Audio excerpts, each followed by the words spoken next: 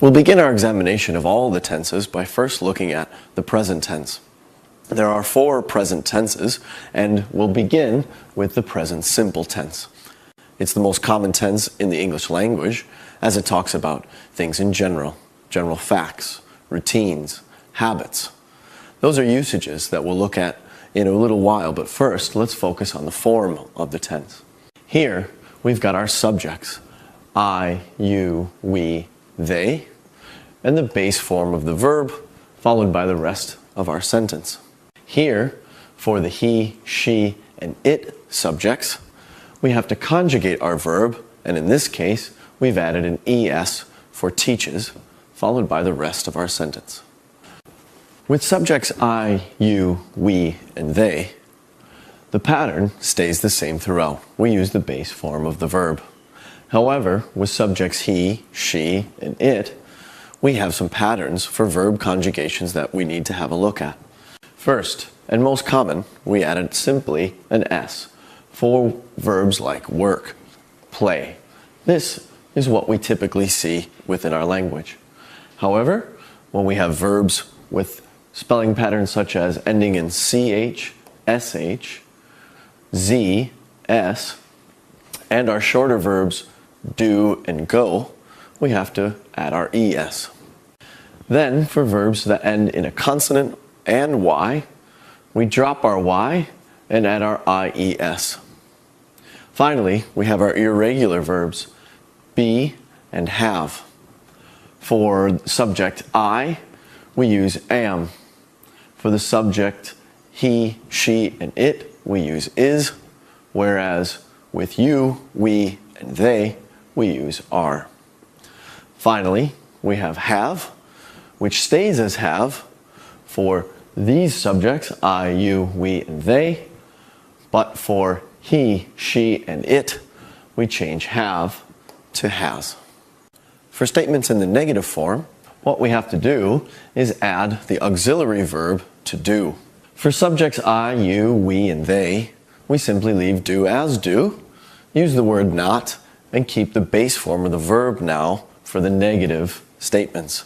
However, for he, she, and it, we have to conjugate our auxiliary verb into does. We still use not, and we still keep the base form of the verb. The pattern for forming questions is very, very similar to the pattern for forming negative statements. However, what we've done is invert our subject and our auxiliary verb so that the questions read the auxiliary verb first. Of course, again, we use do for I, you, we, and they, and use does for he, she, and it. In both cases, we've left our verb form as the base form of the verb, as there's no need to change it. The 2 most common usages for the present simple tense are habits and routines, as well as general facts and truths. Our example of routine would be I teach every Monday.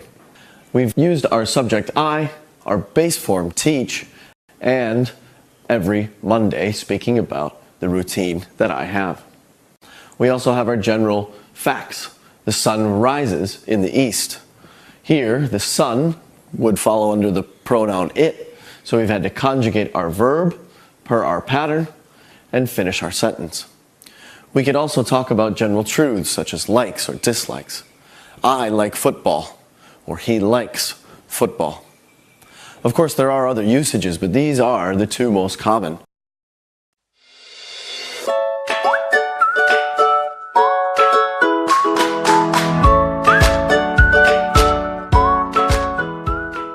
Before looking at specific teaching ideas for the present simple tense, let's first look at some considerations for teaching ideas in general. We have to remember that these activities will be used in the activate stage of your lesson. Here, the focus will be on building fluency and using the language in a bit more of a free-flowing way, yet still focusing on that class's language point. We also have to consider the appropriacy for a number of factors. Timings, whether the activity will be too short or too long. We want to look at ages, making sure that the activity is appropriate for young learners or for adult learners. We also have to take into consideration our language levels. Will the activity be appropriate for our starters or our pre-intermediates or our intermediates? Will the activity be appropriate for a small class or a large class? And last but not least, certainly we have to take into consideration our students' culture and their interests, making sure that the activity is appropriate for either one. And finally, we need to make sure that we're maximizing our student talk time. Are the students using the language as much as they possibly can while they're still in the class? Remember that the more appropriate the activity will be, the more student talk time we'll get. Our first example of a teaching idea for the present simple tense will be a classic activity called Find Someone Who. Here, we'll be trying to find someone who has a general truth, such as the ability to play a musical instrument or the fact that they have a brother and a sister. This results in students going around the room asking questions in the present simple tense, such as, do you play a musical instrument? Are you a teacher? Do you have a brother and a sister? The answers resulting will also be in the present simple tense. They will be generally, yes I do, or no I don't. The students will go around trying to find somebody who fits the general truth, and when they do, they will write their name in the appropriate space. The students will mill around the room for generally 5 to 8 minutes, depending on your timing of your class. When the teacher feels it's appropriate, he'll have the students sit down and begin feedback. Feedback will also be in the present simple tense, resulting in questions such as, who goes to bed before 11 o'clock? Students will raise their hand and also report in the same tense, saying the name of a student in the class, such as, Jim goes to bed before 11 o'clock. During the feedback, the teacher can also expand upon these general truths. When the teacher hears that Jim goes to bed before 11 o'clock, the teacher can ask, why do you go to bed before 11 o'clock? Do you always go to bed before 11 o'clock? The same can be done for musical instruments. What musical instrument do you play? Here's a teaching idea that focuses on two very specific aspects of the present simple tense. One of which will be making statements about a habit and a routine. The other will be conjugating the verb into the he, she, or it form. Here we'll present students with a picture. They will see various objects in the picture. Based upon the presence of these objects in someone's room, the students will have to make an observation, such as, she drinks coffee, she plays the guitar, she watches television, she doesn't smoke. Again, it's very specific, used for the he, she, or it form, and habits and routines. At the end of the activity, the teacher will have the pairs or the small groups report back their various findings. Another idea for the present simple tense would be the classic 20 questions. The teacher could frame this into the context of, what's my job? Who am I? Or even what am I for objects? In order to set this activity up, the teacher will ask a student to come to the front of the room, and the teacher will give him or her a card. For jobs, the card will obviously have jobs such as doctor, or architect, or even teacher. From that, the students will have to ask questions to find out the person's job. These typical questions might be, do you work Monday through Friday? Do you work in an office? Do you work with people? The student at the front of the room will also be answering with present simple short answers. Yes, I do. No, I don't. The teacher will give a time limit for each student at the front of the room, perhaps 2 minutes. At the end of those 2 minutes, the students in the room will be asking, are you a doctor? Are you an architect? Or even, are you a teacher? Hopefully, by the end of those 2 minutes, based upon the information given, the students will be able to guess what that job was. The same can also be done for famous people. Who am I? Of course, that famous person would still have to be alive, as, have they passed away, we would speak about them in the past tense. You can also use it for objects as well. Now let's take a look at the present continuous tense. The continuous tense is used to talk about actions in progress at the time of speaking or around the time of speaking. The first thing to notice with the continuous tense is that we must use the verb plus ing form, also known as the present participle. You'll see it in any continuous tense, especially with the present continuous. We have three different forms of this tense. First, we have the subject I, used with am, teaching. Then we have you, we, and they are, teaching. Finally, we've got he, she, it is teaching. The am, are, and is are forms of the verb to be. And here, with this tense, it's used as an auxiliary verb or a helping verb. In order to form negative sentences, we simply add the word not between our helping verb and our main verb plus ing. To form the questions for the present continuous tense, again what we've done is inverted our helping verbs and our subjects, resulting in questions like, am I teaching? Are you teaching? And is he teaching? The two most common usages for the present continuous tense, as it relates to speaking about things in the present, we have actions in progress at the time of speaking, specifically right when it's being said. So I can say, I am teaching right now. However, we also have actions in progress around the time of speaking. I'm reading a good book. Now, of course, I'm not reading a book just now, but I started reading a book in the past. I am reading it perhaps today at some time, and I'll finish reading the book at some point in the future. Again, I'm not doing it just now, but around the time of speaking.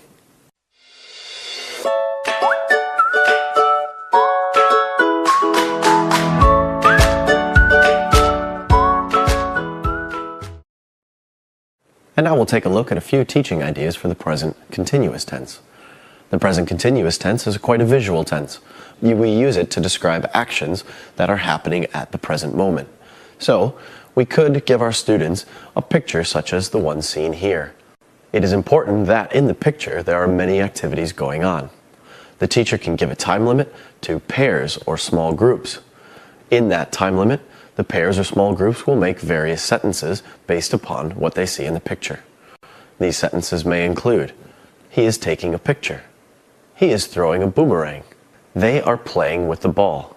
He is digging a hole. At the end of the time limit, the teacher will ask for some feedback and get feedback from the pairs and the groupings to see what different sentences they were able to come up with. Hopefully at the end, the students will have made statements using as many of the pronouns as possible. In this case, at least he, she, or they. Here's another teaching idea for the present continuous tense. Here now, we'll ask our students to compare two different photos with a number of activities going on in each one. The students will be paired up in student A and student B. The teacher will give the pairs a time limit in which to make statements about each one's picture, hopefully in the process identifying differences. What we'll have the students do is make statements such as, the man is looking at the statue. Student B will then find a man near the statue and say, oh, in my picture, the man is taking a picture of the statue. They'll pan the room, find the various differences, and make a note of them. At the end of the time limit, the teacher will gather the students up and ask them to report their findings and their differences. In this activity, remember it's absolutely crucial that the students don't show each other their pictures, but rather describe them verbally. Another idea for the present continuous tense focuses on the action of miming. Because it's in the present continuous tense, it'll be critical that the student who is doing the miming continues to do the miming as the students guess what he or she is doing. In order to do this, the teacher will ask one student to come to the front of the class and present them with a card. The card at low levels will just be one word, such as sleeping, surfing, eating, or playing. As soon as the student is able to mime any one of those actions, the students continue to guess with, you are sleeping, you are eating, you are surfing. Now, at higher levels, what you could do is continue on from the base of the action and include something like, you are playing football, or you are playing video games, you are eating spaghetti, or you are eating spicy food. Once the student at the front of the room doing the miming has successfully gotten their fellow students to guess the action, he or she then has a seat with the rest of the group, and somebody else will come up to do another mime. Hopefully, by the end of the class, at least all of the students will have had a chance to come up and mime a certain action. Now we'll have a look at the present perfect tense. The form for the present perfect tense is, again, our subjects here, our auxiliary verb or our helping verb. In this case, it's have. For subjects, I, you, we, and they, we leave the auxiliary verb as have. For he, she, and it, our auxiliary verb needs to be conjugated or changed into has. Following these helping verbs, we have our main verb in the past participle form. Here, we have the verb to play. To play is a regular verb. So, for regular verbs, we simply add ed. The result is sentences such as, I have played football today, or he has played snooker today. As mentioned earlier, to form this tense, we have to use a special form of the verb. Technically, it's called the past participle form. With irregular verbs, of course, these past participle forms change quite a bit from its base form of the verb. Here are a few examples. Go moves to gone. Be moves to been. Write to written. Speak to spoken. And read, although very confusing for the non-native speaker, doesn't change its spelling but does change its pronunciation, resulting in read going to read.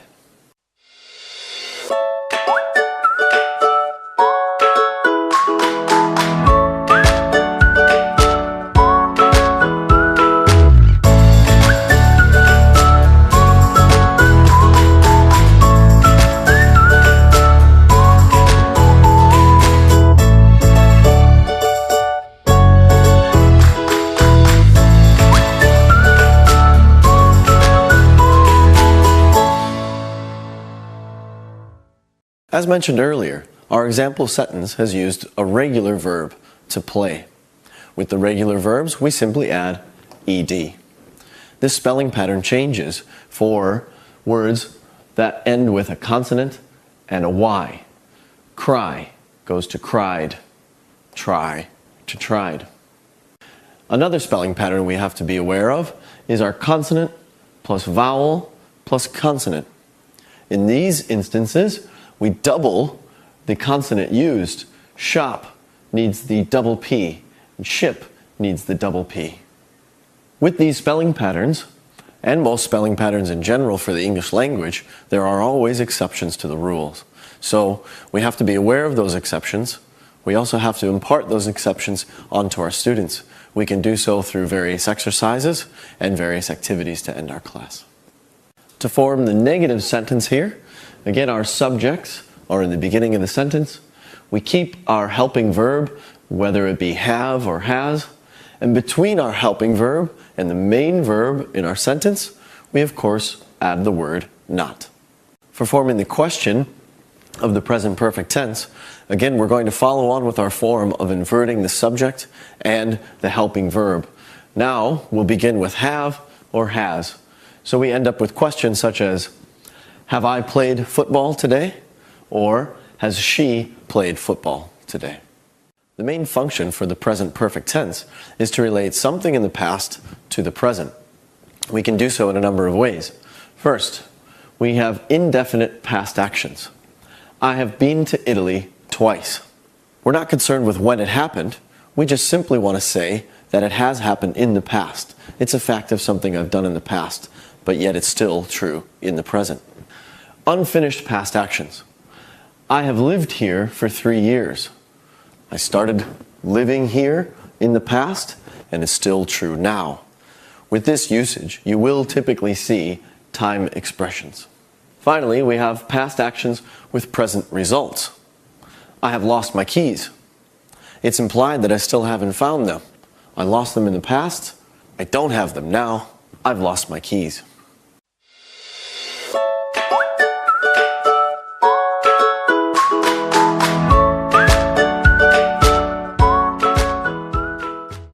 Here now is a teaching idea for the present perfect tense. If you'll remember back, one of the main usages of the present perfect tense is to talk about past experiences at an indefinite time. Here, we'll be having students work in small groups. Each small group will receive a prompt. This prompt has various past experiences, however, not conjugated into the question. The challenge for the students will be to take one of these prompts and to create a question based upon it. For example, here they see win and a competition. One at a time, the students will take turns forming the question. Have you ever won a competition? The other people listening to the question in the small group will exchange their past experiences, either yes I have, and perhaps tell a bit about the competition, or simply no I haven't. At the end of a certain period of time, the teacher will ask all the students to stop and share some of the experiences included on this prompt. Then, based upon having done this with the aid of a prompt, the teacher can then challenge each group to come up with their own questions for other past experiences not seen here. Again, each student will take a turn forming their own questions. At the end of a certain period of time, the teacher will ask the groups to stop and again share their feedback. All of the sentences created, whether they be questions, positive or negative statements, will of course be in the present perfect tense. Here's another teaching idea for the present perfect tense. If you'll remember, the present perfect tense can be used to talk about present results of past actions. Oftentimes, these will be changes. In this picture here, you'll see that there have been many changes made in picture B versus picture A. You can tell your students that in this picture, it's 9 o'clock, yet in this picture, it's 10 o'clock. Now, we'll ask our students to make sentences based upon the changes that have been made. Here, as a prompt, the students have been asked to make sentences using these words.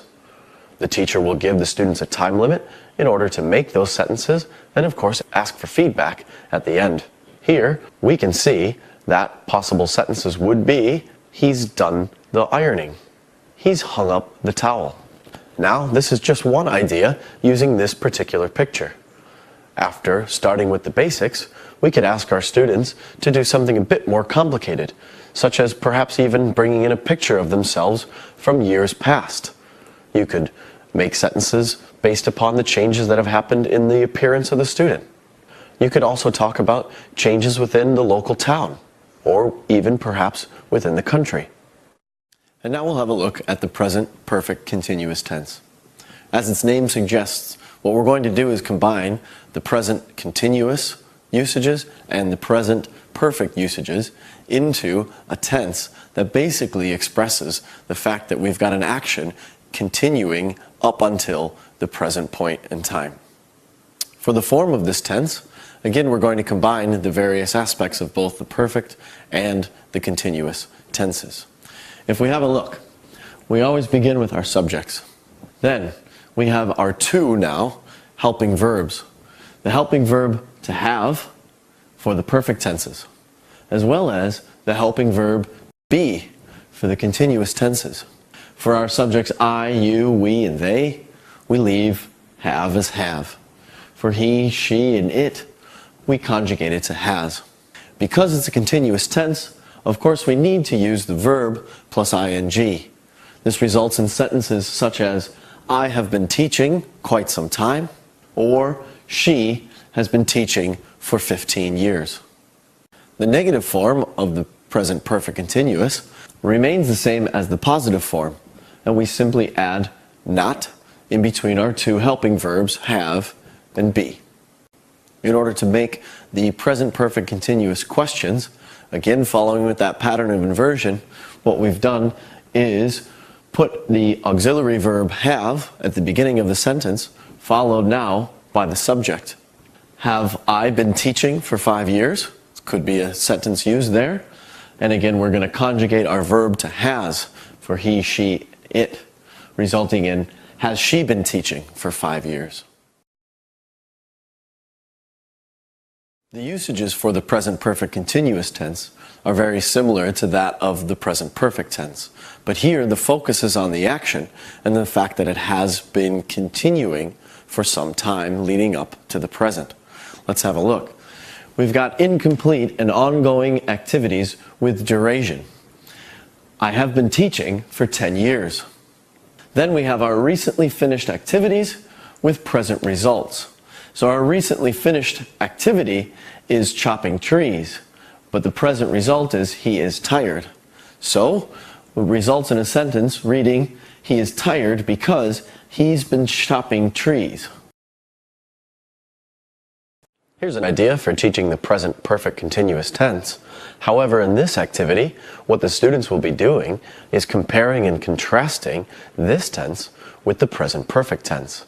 This is something that a teacher will want to do after they've explored both tenses, and because both tenses are quite confusing, we'll ask the students to compare and contrast the two, making sure that they can tell the difference.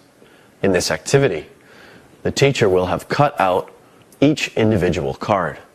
The teacher will distribute the cards to the students and ask them to have a look at both sides. After a minute has gone by, the teacher will then ask the students to fold their cards over and get into a pair. One student in the pair will then present a certain result and ask the student to form the question, here with the prompts, why be angry? The student will of course ask, why are you angry? The other student will then flip over the rest of the card and read, wait for you since 6 o'clock, and hopefully come up with a statement, because I've been waiting for you since 6 o'clock. However, with this card, we won't be using the same tense. Again, we'll be asking, why are you hungry? And the student will have to answer, because I haven't eaten all day. Hopefully, by the end of the activity, the teacher will be able to recognize that the students are correctly deciding which tense the activity needs to be put into. Here's another activity for comparing and contrasting the tenses, focusing here in this activity on the present perfect and the present perfect continuous.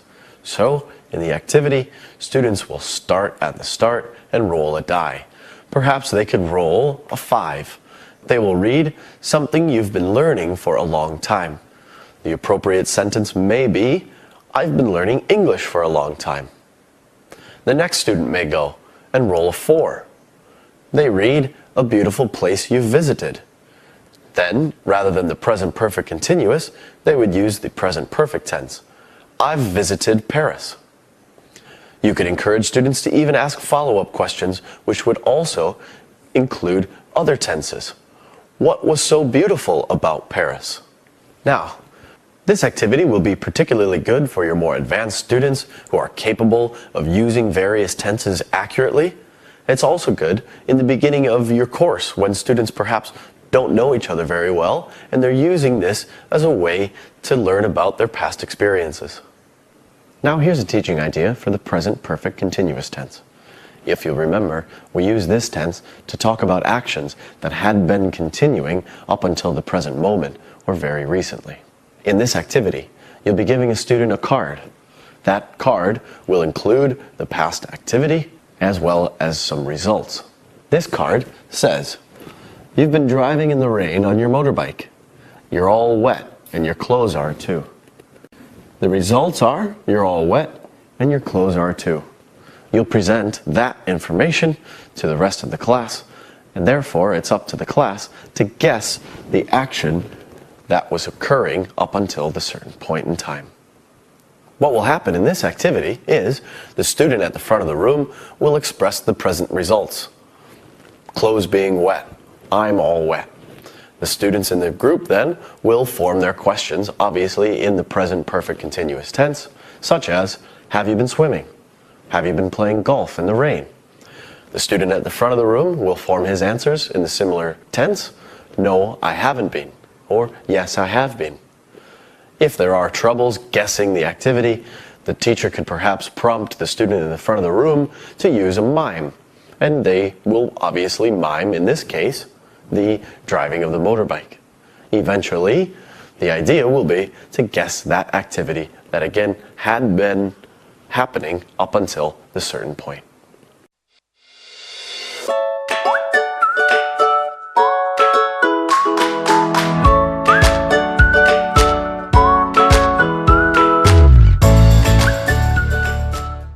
We've seen the present tenses in isolation. Now let's look at them together. Our first example is I play football every week. This is the present simple tense, and it has the structure subject, I, plus verb, play. This is quite a simple tense for students to form.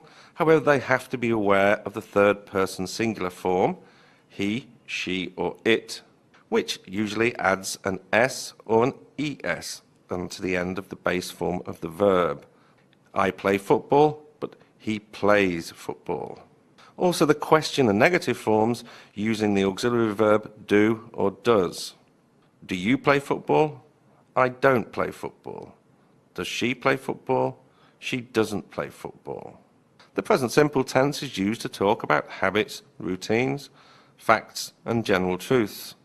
And as such, it's probably the most commonly used tense within the English language. Our second example sentence, I am playing football at the moment, is the present continuous tense. This has a different structure. It has the subject, I, the verb to be in the present tense, am, is, or are, plus the verb with an ing on the end.